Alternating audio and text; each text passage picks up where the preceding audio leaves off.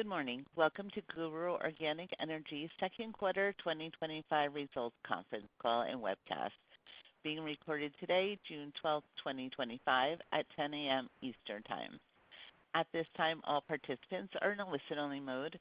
Following management's presentation, there will be a question-and-answer session with financial analysts. Instructions will be provided at that time for you to queue up for questions. If anybody has difficulty hearing the conference, please press *0 for the operator to assist you at any time. Guru's press release, MD&A, and financial statements are available in the investor section of the website and on SEDAR+. During the call, the company may refer to certain non-GAAP measures. Reconciliations are available in its MD&A. Also note that all financial figures are expressed in Canadian dollars unless otherwise indicated. I would also like to remind you that today's presentation may contain forward-looking statements about Guru's current and future plans, expectations and intentions, results, level of activity, performance, goals or achievements, or other future events or developments. Please take a moment to read the disclaimer on the forward-looking statement on slide 2 of the presentation. I will now turn the conference over to Carl Goyette, Guru's Chief Executive Officer. Please go ahead, sir. Thank you, operator. Bonjour à tous. Good morning, everyone, and welcome to Guru's fiscal 2025 second quarter results conference call. Joining me this morning is our CFO, Ingy Sarraf. Let's turn to slide 5. Q2 marked a pivotal quarter in our transformation journey, one that feels especially energizing for myself and the team.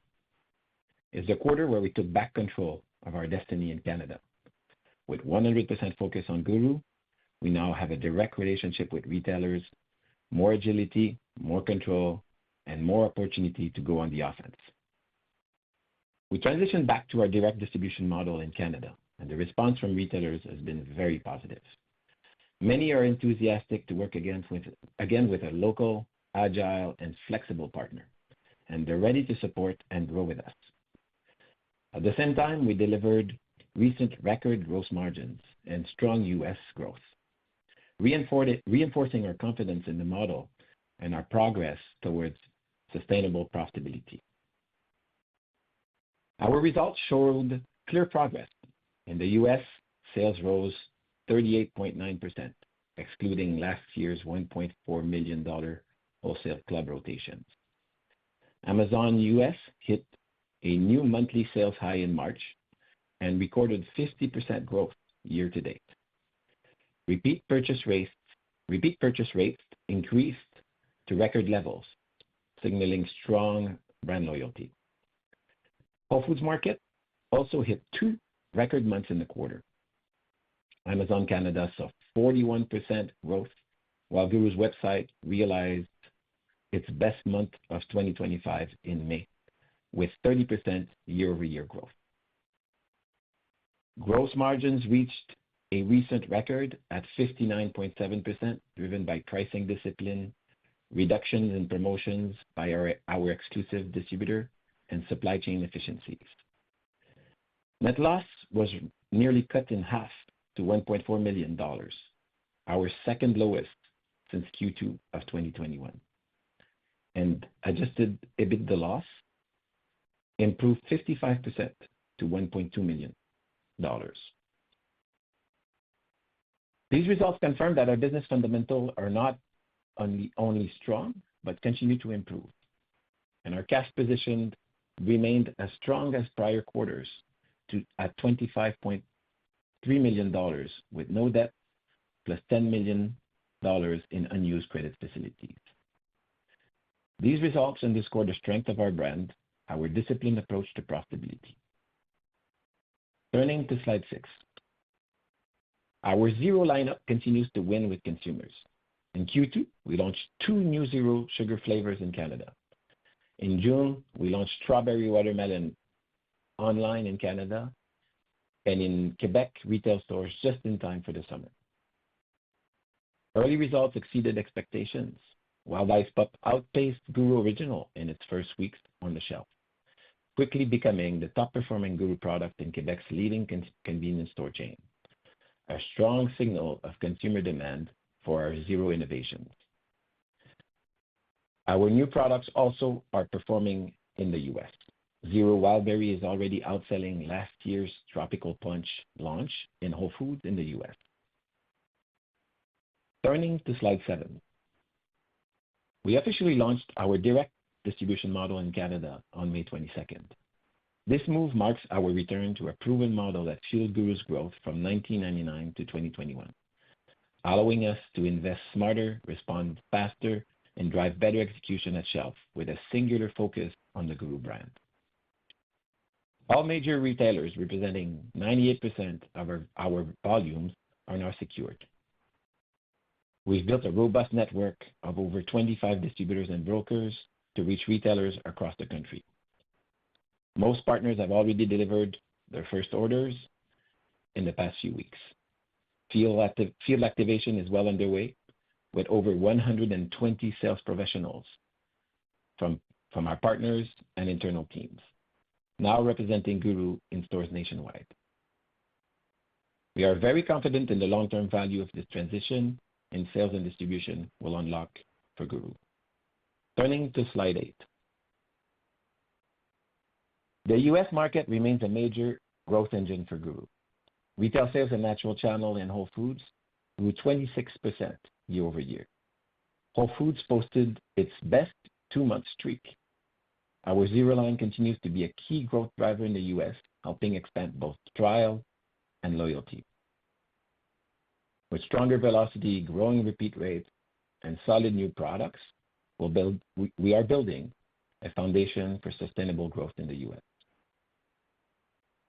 As the only organic zero-sugar energy drink with no sucralose and no aspartame, GURU continues to offer a unique, better-for-you modern alternative in an industry still dominated by artificial ingredients and chemicals.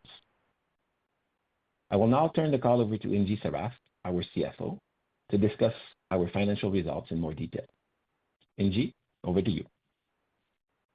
Thank you, Carl, and good morning, everyone. Turning to slide 10. Let's look at the numbers. Net revenue was $6.5 million. This reflects the planned transition away from our Canadian distributor and the absence of last year's U.S. Costco rotations. As mentioned in our Q2 press release, retail sales in Canada were temporarily impacted by order and shipment shortfalls. These challenges occurred ahead of our May 22nd transition to a direct distribution model and led to short-term product availability issues at certain retailers. We do not expect these issues to continue in future quarters. Gross profit reached $3.9 million with a margin of 59.7%, the highest in our recent history, reflecting our ability to grow profitably at scale. SG&A expenses dropped 26.2%, showing cost discipline. Net loss improved 46.5% to $1.4 million. Adjusted EBITDA loss was down by more than half at $1.2 million. These results underscore our focus on efficiency, execution, and setting up for profitable growth. Our financial position remains solid. We entered the quarter with $25.3 million in cash and no debt. We also have $10 million in unused credit available.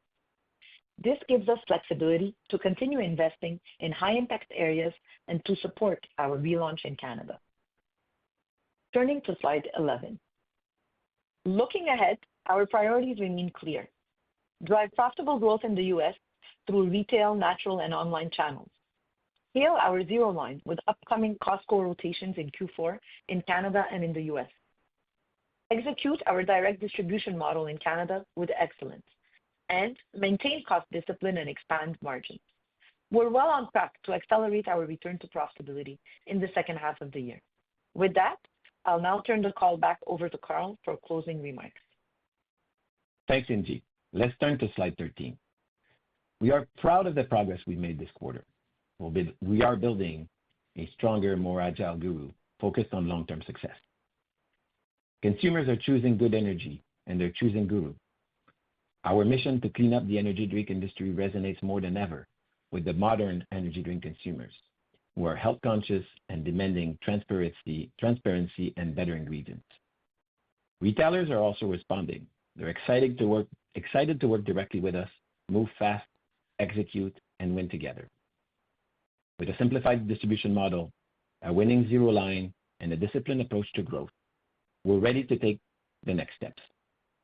I also want to thank our team and all our new partners for their commitment, agility, and belief in the power of choosing good energy, especially as we relaunch our Canadian sales and distribution operations. Thank you for your continued support. Operator, we will now open the call for questions. Thank you. We will now begin the question and answer session. To ask a question, you may press star then one on your telephone keypad. If you're using a speakerphone, please pick up the handset before pressing the star keys. To withdraw your question, please press star then two. At this time, we will pause momentarily to assemble our roster. Our first question is from Sean McGowan with Roth Capital Partners. Please proceed. Good morning, Carl. Good morning, Angie. How are you? Good morning, Sean. Good morning, Sean. We're good. We're good, thank you. My first question would be if you could kind of square the scan data with the shipment decline. If this is just disruption from the transition, could we view this as maybe you would have had to take this product back if you had shipped it to Pepsi and then they didn't sell it, would you going to have to take it back anyway? So this really isn't something we wouldn't have seen anyway. You know what I mean? You know what I'm asking? Yeah, no, I agree. It deserves explanation. So I'll try to take you through a few facts to help you understand. So bear with me for a few bullet points, if you don't mind, Sean.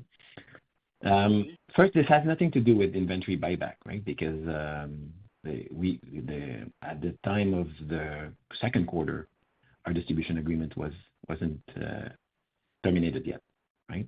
So this is not an inventory buyback. So for your first question on scan, right? When we look at tracked and untracked, we did see a decline in Q2 in our tracked and untracked by 6%, right? So there's a small decline there, and that is driven by what we saw in out of stocks at retail due to the shipment shortfalls and some of the promos, like Angie mentioned, some of the promos that were not repeated this year by our exclusive distributor. And so there was a bit of an impact there. But when we look at other indicators of demand, right, if you look at online, for example, in Canada, online is up 20%, with Amazon up 26% in the quarter, right? More than that year to date. But where the hit was really is in retail shipment, right? Retail shipments in the quarter were down 24%. So our distributors shipped a lot less cases this quarter than last year, especially in April, towards the end of the distribution agreement, where in April the shipments were down 45% versus last year. So this is significant shipment shortfalls prior to the end of the agreement, but we expect this to be temporary, right? We are now, as we said, we have completed the transition. This is now behind us. We have 25 distributors that are ready to ship and push the sales of Guru. We have 120 reps when we combine our teams with our agencies to push sales and recoup, hopefully, a lot of these lost sales. Okay, that's helpful context. But what I meant when I was asking about buyback was not did it affect this quarter. It was more, if you had sold more to Pepsi, would you have eventually had to buy that back anyway, like in a later quarter? No. In an ideal scenario, we would have sold more to Pepsi because Pepsi would have shipped more, right? Yeah. Okay. We had agreed to after the notice of termination, we had looked at our business plans, and we had a joint business plan that called for a flat sales for the last few months, and we saw these declines, right? So if PepsiCo would have shipped more, we would have sold more to them, and we had an agreement to take a few weeks back of inventory at the end anyway, right? Okay. Thanks. I appreciate that. Are there any other wholesale club rotation comp challenges coming up? Do we have year-over-year comparison challenges coming up from any of that? No, nothing significant. It was important for the U.S. in this quarter. Obviously, last year If you look at the quarter last year, we made $2.7 million, but of the $2.7 million in the U.S., there was $1.4 million in two Costco rotations. So that was very significant in Q2 last year. But if you remove that, all the indicators we look at in the U.S., as you saw in our remarks, are growing. And so, but there's no other ones coming up. Good. Okay. For comp last year, obviously there's more coming to increase our sales in the future, but nothing to comp from last year. Okay, thanks. Couple of questions for you, Angie. And operating expenses were down sequentially and year over year. If we look at like selling expenses, how much of that decline is the result of the sales decline, and how much of the decline is like a little bit more sustainable? No, I would think that it's actually very sustainable. It's really more a function of us making sure we're very efficient. Like we said, we've also looked at making sure that high impact ROI activities are kept in place and removed the ones that were less beneficial. So we're learning from that, and we're actually getting much more effective and efficient in our approach. So it's very sustainable. So you think this dollar level of G&A is something we could expect to continue, in the near term? Yes, the dollar level will of course grow a bit with the activities, more activities that we will do. Like we said, there were some that were not done in the past quarter. So from an activity standpoint, it could grow a bit, but from a fixed cost and kind of the structure we have in place, yes, it will remain. Right. Okay. Okay. And some of that activity, wouldn't that be more in selling than in G&A? Yeah, in selling, of course, in SG&A, in the total SG&A, not in G&A. You're right. Okay. And then last question. I just want to make sure I heard your kind of concluding comments, Angie, correctly. What comments did you make regarding, achieving profitability? Did you give a forecast for the second half of the year? Of course, we always do forecasts and always plan ahead. Just to give you some color, like we said right in the past, we're returning back to profitability. So we're saying that we're taking the right steps to get there in due time. And that's what we've been seeing with last quarter, which was the lowest loss since 2021. This quarter, the second lowest. So we're just taking the right steps to go back and make sure that we're returning to profitability and that this business is scalable like we've always done. Great. Okay. Thank you very much. Thank you. Thank you, Sean. We have reached the end of our question and answer session. I would like to turn the conference back over to management for closing remarks. Well, thank you, operator, and thanks everyone for joining and choosing Good Energy. Have a great day. Thank you. This will conclude today's conference. You may disconnect your lines at this time, and thank you for your participation.